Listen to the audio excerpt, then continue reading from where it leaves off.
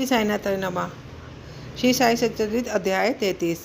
इससे के पहले के अध्याय में हमने गुरु की महानता का वर्णन किया था। अब इस अध्याय में उदू की महिमा, बिच्छू का डंक, प्ले की गाठ, जामनेर का चमत्कार, नारायण राव, बालाबुआ, सुतार, अप्पा साहब कुलकर्णी, हरिभाऊ कर्णिक की कथाओं पर विचार करेंगे। उदी यह सर्वनित है कि बाबा सबसे दक्षिणा लिया करते थे तथा उस धनराशि को में से दान करने में से पश्चात जो कुछ बचता था उसमें से वह ईंधन मोल लेके सदैव धूनी पर जिबली रखते थे। इसी धूनी की भस्म ही उदी कहलाती है। भक्तों के शिरडी से प्रस्थान करते समय यह भस्म मुक्त हस्त से उन सभी को वितरित कर दी जाती थी। इस उदी से बाबा हमें क्या शिक्षा देते हैं? उदी वितरण कर बाबा हमें शिक्षा देते हैं कि इस अंगारे की न्याय गोचर होने वाले ब्रह्मांड का प्रतिबिंब भस्म के समान है। हमारा तन भी ईंधन सदस्य ही अर्थात पंचभूतादि से निर्मित है, जो कि संसारिक भोगादि के उपरांत विनाश को प्राप्त होकर भस्म के रूप में परिणत हो जाएगा। भक्तों को इस बात की स्मृति दिलाने के हेतु कि अंत में यह देह भस्म सिद्ध होने वाला है, बाबा उदी का वितरण किया करते थे। बाबा इस उदी के द्वारा एक और भी शिक्षा प्रदान करते हैं कि संसार में ब्रह्मा ही सत्य और जगत मिथ्या है।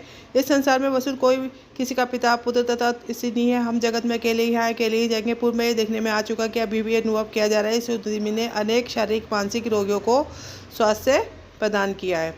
यथार्थ में बाबा तो भक्तों को दक्षिणा उदी द्वारा सत्य और सत्य में विवेक और सत्य के त्याग का सिद्धांत समझाना चाहते थे। इस उदी के वैराग्य और दक्षिणा से त्याग की शिक्षा मिलती है। इन दोनों के अभाव में इस माया रूपी भवसागर को पार करना कठिन है। इसलिए बाबा दूसरे के भोग से हम भोग का दक्षिणा स्वीकार कर लिया करते थे। जब भक्कर विदा लेते तब वे प्रसाद के रूप में उदी देकर कुछ उनके मस्तक पर लगाकर अपना वरद हस्त उनके मस्तक पर रख देते थे।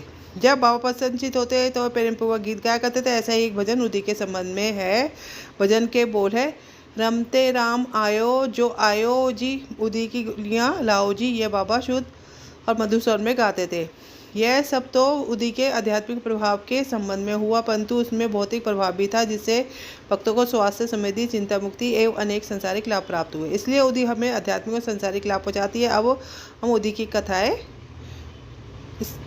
प्रारंभ करते हैं। बिच्छू का डंक। नासिक के श्री नारायण मोतीराम जानी बाबा के परम भक्त हैं। वे बाबा के भक्त रामचंद्र वामन मोदी के अधीन काम करते थे। एक बार वे अपनी माता के साथ शिरडी गए तथा बाबा के दर्शन का लाभ उठाया। तब बाबा ने उनकी माँ से कहा, तुम्हारे पुत्र को नौकरी छोड़कर स्वतंत्र विवाह से करना चाहिए। कुछ दिनों में बाबा के वचन सत्य निकले। नारायण नौकरी नहीं छोड़कर एक उपहार गृह आनंदाश्रम चलाना प्रारंभ किया, जो चिता चलने लगा। एक बार नारायण राव के एक मित्र को बिच्छू ने काट खाया, जिससे उसे असहनीय पीड़ा लगी। ऐसे प्रसंगों में उदी तो रामबड़ प्रसिद्ध ही है। काटने के स्थल पर केवल उसे लगा देना ही तो था।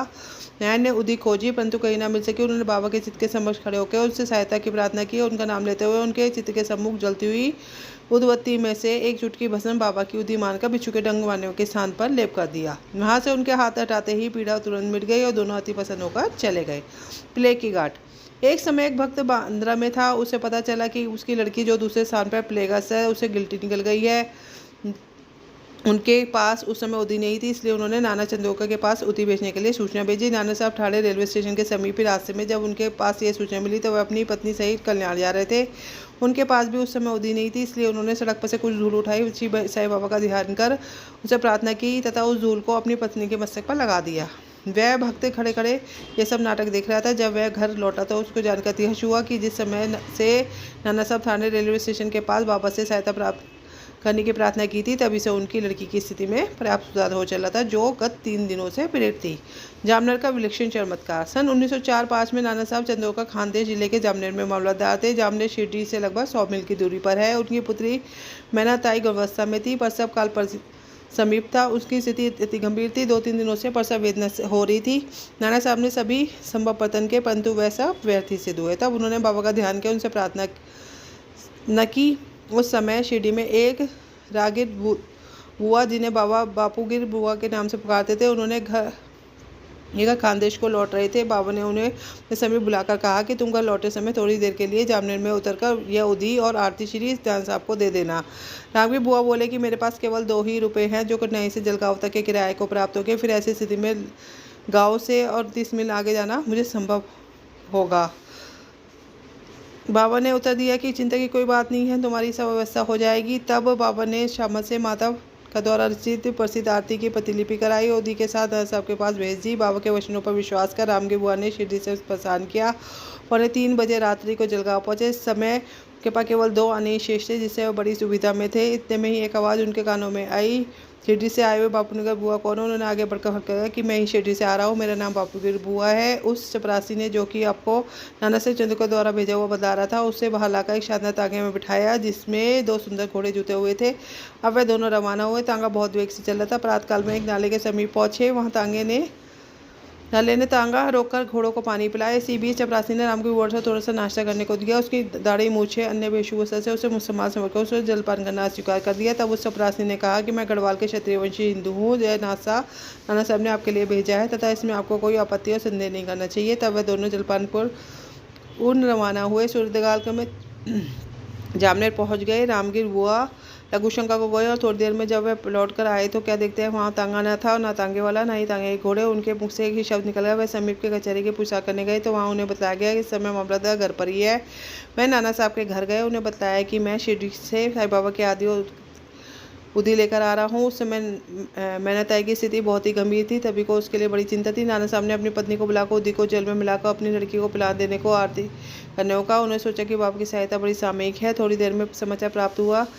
बसा कुशलतापूर्वक समझ पीड़ा हुई। जब राम की बुआ ने नाना साहब को चपरासी, तांगा, जलपान आदि रेलवे स्टेशन भेजने के लिए धन्यवाद किया तो नाना साहब को यह सुनकर बड़ा आश्चर्य हुआ कि वे कहने लगे, मैं तो कोई तांगा या चपरासी भेजा ही नहीं है और ना ही मुझे शिरडी से आपके बताने की कोई पूर्व सूचना मिली। तो यह सुनकर उनको बहुत ही हर्ष हुआ। मुझे बाबा ने अपने समीप बुलाकर उदी की पुड़िया और एक आरती की प्रतिलिपि देकर आज्ञा दी। जामनेर जाओ, यह आरती तथा उदी नाना साहब को देखो। मैंने बाबा को बताया कि मेरे पास केवल 2 रुपये हैं, बस केवल 2 रुपये हैं, जो कि कोपरगांव से जलगांव जाने की फिर भी गाड़ी द्वारा जामनेर जाने के लिए अपर्याप्त है। बाबा ने कहा अल्लाह देगा। शुक्रवार का दिन था। मैं शीघ्र ही रवाना हो गया। मैं मनमाड़ से 6:30 बजे सायकाल और गाँव रात को 2:45 पर पहुंचा। उस समय प्लेग निवारक आदेश जारी थे जिससे मुझे असुविधा हुई। मैं सोचा था कि कैसे जामनेर पहुंचूं। रात को 3 बजे एक चपरासी जो पैर में बूट पहने था, सिर पर पगड़ी बांधे, अन्य पोशाक में था, उसने मुझे तांगे में बिठा लिया। तांगा चल पड़ा। मैं उस समय भयभीत सा हो रहा था। मार्ग में भोजपुर के समीप मैंने जलपान किया। जब रात का जामनेर पहुंचा तब उसी समय मुझे लघुशंका की इच्छा हुई। जब मैं लौट कर आया तब क्या देखता हूँ कि वहाँ कुछ भी नहीं है, ना तांगे वाला, न तांगे और न घोड़े। नारायण राव। भक्त नारायण राव को बाबा के दर्शनों का 3 बार सौभाग्य प्राप्त हुआ। सन 1918 में बाबा के समाज संबंध लेने के 3 वर्ष पश्चात वे शिरडी जाना चाहते थे, परंतु किसी कारणवश उनका जाना तो ना हो सका। बाबा के समाधि होने के 1 वर्ष के भीतर ही वह रुग्ण हो गए। किसी भी उपचार से उन्हें लाभ ना हुआ। उन्हें 8 पहर बाबा का ध्यान करना प्रारंभ कर दिया। एक रात को उन्हें सपन हुआ। बाबा एक गुफा में उन्हें आते हुए दिखाई पड़े। संतावना देकर कहने लगे, घबराओ नहीं, तुम्हें कल से आराम हो जाएगा और 1 सप्ताह में ही चलने फिरने लगोगे। ठीक उतने ही समय में नारायण राव स्वस्थ हो गए। अब यह प्रश्न विचारने कि क्या बाबा देहधारी होने से जीवित कहलाते थे? क्या उन्हें देह त्याग दी इसलिए मृत हो गए? नहीं, बाबा अमर है क्योंकि वह जीवन और मृत्यु से परे हैं। एक बार भी अन्य भाव से उनकी शरण में आता है, वह कहीं पे भी हो उसे सहायता पहुँचाते हैं। वह तो सदा हमारे बाजू में खड़े हैं और चाहे जैसा धूप लेकर भक्त के समक्ष पकड़ उठकर उसकी इच्छा पूर्ण करते हैं। अमर साहब कुलकर्णी। सन 1917 में अपर साहब कुलकर्णी के शुभ दिन आए। उनका ठाणे को स्थानांतरण हो गया। उन्होंने बाला साहब भाटे द्वारा प्राप्त बाबा के चित्र का पूजन करना आरंभ कर दिया। उन्होंने सच्चे हृदय से पूजा की। वह हर दिन फूल, चंदन और नैवेद्य भाव को अर्पित करते। उनके दर्शनों के बड़ी अभिलाषा रखते थे। इस संबंध में इतना तो कहा जा सकता है कि उत्सुकतापूर्वक बाबा के चित्र को देखना ही बाबा के प्रत्येक दर्शन के सदस्य निश्चित है। बाबा बुआ तार। बम्बई में एक बाला बुआ नाम के संत थे जो कि अपनी भक्ति, भजन और आचरण के कारण आधुनिक तुकाराम के नाम से विख्यात थे। सन 17 में शिरडी आए। तब उन्होंने बाबा को प्रणाम किया। बाबा कहने लगे, मैं तो इन्हें 4 वर्षों से जानता हूँ। बाला बुआ को इशारे हुआ। मैं सोचा मैं तो पहली बार शिरडी आए हूँ, कैसे संभव हो सकता है? गहन चिंता करने पर स्मरण हुआ 4 वर्ष पूर्व उन्होंने बम्बई में बाबा के चित्र को नमस्कार किया था। उन्हें बाबा के शब्दों की यथार्थ का बोध हो गया और वे मन ही मन कहने लगे, संत कितने सर्वव्यापक और सर्वज्ञानी होते हैं तथा अपने भक्तों के प्रति आपके हृदय में कितनी दया होती है। मैं तो केवल उनके चमत्कार चित्र को ही नमस्कार किया था, तो भी यह घटना उनको ज्ञात हो गई। इसलिए उन्होंने मुझे इस बातों का अनुभव कराया कि उनके चित्र को देखना के दर्शन के सदृश है। अब हम अप्पा साहब की कथा पर आते हैं। जब वे ठाणे में थे, उन्हें भिंडोरी दौरे पर जाना था जहाँ उन्हें 1 सप्ताह में लौटना संभव न था। उनकी अनुपस्थिति में तीसरे दिन उनके घर में निम्नलिखित विचित्र घटना हुई। दोपहर के समय अप्पा साहब घर पर एक फकीर आया जिसकी आकृति बाबा से मिलती जुलती थी। श्री ममती कुलकर्णी उनके बच्चों से उनसे पूछा, आप शिरडी के साईं बाबा तो नहीं है? इस पर उत्तर मिला कि बाबा का आज्ञाकारी के सेवक है और उनकी आज्ञा से ही आप लोगों को कुशल मंगल पूछने आए हैं। फकीर ने दक्षिणा मांगी तो श्रीमती कुलकर्णी ने 1 रुपया भेंट किया। तब फकीर ने उन्हें उदी की एक पुड़का देखते कहा कि अपने पूजन के चित्र के साथ रखो। इतना कहकर वहाँ से चला गया। बाबा की अद्भुत लीला सुनिए। भिलवंडी में अप्पा साहब का घोड़ा बीमार हो गया। इसी कारण वह 2 रुपये आगे न जा सके। तब उसी शाम में घर लौटे थे। घर आने पर उन्हें पत्नी ने द्वारा फकीर के आगमन का समाचार प्राप्त हुआ। उन्हें मन में थोड़ी अशांति सी हुई कि फकीर के दर्शनों से वंचित रह गया तथा पत्नी द्वारा केवल 1 रुपये दक्षिण देना उन्हें अच्छा न लगा। वे कहने लगे, यदि मैं होता तो कम से कम 10 रुपये देता। तब वह फिर पू के वकील की खोज में निकल पड़े। उन्होंने मस्जिद अन्य कई स्थानों पर खोज की, परंतु उनकी खोज व्यर्थी गई। अपा साहब को शिक्षा मिल गई कि भूखे पेट ईश्वर की खोज नहीं करनी चाहिए। वह भोजन के उपरांत जब अपने मित्र श्री चित्रे के साथ घूमने निकले तो तब थोड़ी दूर जाने पर उन्हें समीप से एक फकीर गति से आता हुआ दिखाई पड़ा। अपा साहब ने सोचा कि यह तो वही फकीर प्रतीत होता है जो मेरे घर आया था तथा उसकी आकृति बाबा के चित्त के अनुरूप हुई है। फकीर ने तुरंत ही हाथ पकड़कर दक्षिणा मांगी। अपा साहब ने 1 रुपया दे दिया और मांगने लगा। तब अपा साहब ने 2 रुपये दिए। अब उसे संतोष हुआ। उन्होंने अपने मित्र चित्र से 3 रुपये उधार लेकर दिए। फिर भी वह मांगते गए। तब अपा साहब ने उसे घर चलने को कहा।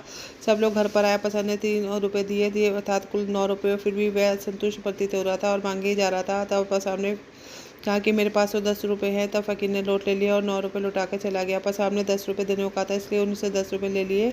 बाबा द्वारा स्वरूपित 9 रुपये वापस मिल गए। अंक 9 अर्थपूर्ण है तथा नस विद्या भक्ति की ओर इंगित करते हैं। यहाँ ध्यान दें, लक्ष्मीबाई को भी उन्होंने अंत समय में 9 ही रुपये दिए थे। उदी की पुड़िया खोलने पर अपा साहब ने देखा उसमें फूल के पत्ते अक्षत थे। तब वह कलाकार सीढ़ी में गए तो उन्हें बाबा के एक केश भी दिया। उन्होंने उदी और केश को एक ताबीज में रखते उसे हाथ पर बांधते थे। अब अपा साहब को उदी की शक्ति विदित हो चुकी थी। वो कुशाग उदी के थे। प्रथम उन्हें 40 रुपये मासिक मिलते थे, परंतु बाबा की उदी और चित्त प्राप्त होने के पश्चात उनका वेतन कई गुना हो गया तथा उन्हें मान और यश भी मिला। इन साई आकर्षणों के अतिरिक्त उनकी आध्यात्मिक प्रगति भी शीघ्रता होने लगी। इसलिए सौभाग्यवश उनके पास उदी स्नान करने के पश्चात मस्तक पर धारण करना चाहिए और कुछ जल में मिलाकर वह तीर्थ की ग्रहण करना चाहिए। हरिभाव कार्णिक सन 1917 में गुरु पूर्णिमा के शुभ दिन ढाणू जिला के ठाणे के हरिभाव कार्णिक शिरडी आए तथा उन्होंने बाबा का यथावती पूजन किया। उन्होंने वस्तुएं और दक्षिणा भेंट कर श्यामा के द्वारा बाबा से लौटने की आज्ञा प्राप्त की। वे मस्जिद की सीढ़ियों पर से उतरे थे। उन्हें विचार आया कि 1 रुपया बाबा को अर्पण कर देना चाहिए। वे श्यामा को संकेत कर यह सूचना देना चाहते थे। बाबा से जाने की आज्ञा प्राप्त हो चुकी है, इसलिए वह लौटना नहीं चाहता हूँ, परंतु श्यामा का ध्यान उनकी ओर नहीं गया, इसलिए वह घर को चल पड़े। बाग में वे नासिक के मुख्य द्वार के भीतर बैठा करते थे। भक्तों को वहीं छोड़कर हरिभाव के पास आए और उनका हाथ पकड़ कर कहने लगे, मुझे मेरा रुपया दे दो। कड़ी को बड़ा आश्चर्य हुआ और उन्होंने सहस्त्र रुपये दे दिया। उन्हें विचार आया कि मैंने बाबा को रुपये देने का मन में संकल्प किया था। बाबा ने ये रुपये नासिक के नरसिंह महाराज के द्वारा ले लिया। इस कथा से सिद्ध होता है कि सब संत अभिनय है तथा वे किसी न किसी रूप में एक साथ ही कार्य किए जाते हैं। इसी के साथ साई सच्चरित्र का 33वां अध्याय पूर्ण होता है। श्री सद्गुरु साईनाथ मणमस्तु शुभम भवतु।